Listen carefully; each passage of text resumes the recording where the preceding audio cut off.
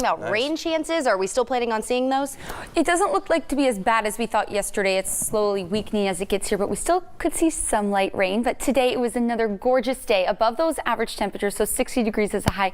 We're still in those upper 50s. We saw clear skies, just a few clouds hanging out, and we're going to continue to see that as we head into your Wednesday. But we could see a chance of fog in those early hours, so we're looking at 7 a.m. tomorrow. We could see that look to be clearing up at around 9:30 in the morning. And tomorrow we're also looking at a little bit better air quality than what we were seeing today. An AQI of 62, still in that moderate range, and there are no restrictions, but burning is discouraged. And tomorrow is actually going to be the warmest day of the week, so we're seeing 66 as a high in Bakersfield, 64 in Shafter and Wasco. Our mountains looking at those upper 50s, low 60s as a high, but we're looking at lows still in those 30s in Pine Mountain Club, Fraser Park. So again, just be careful on the roads. And for our desert communities, we're looking at those low to mid 60s as our high tomorrow. Wind speeds 5 to 10 miles per hour. So this cold front that we've been tracking finally making its way down into central California. Now that is weakening as it does get here. We're looking at those early hours, 3:30, continuing through 8:30 a.m. Again, we could just see less than 1/10 of an inch of rain for us. But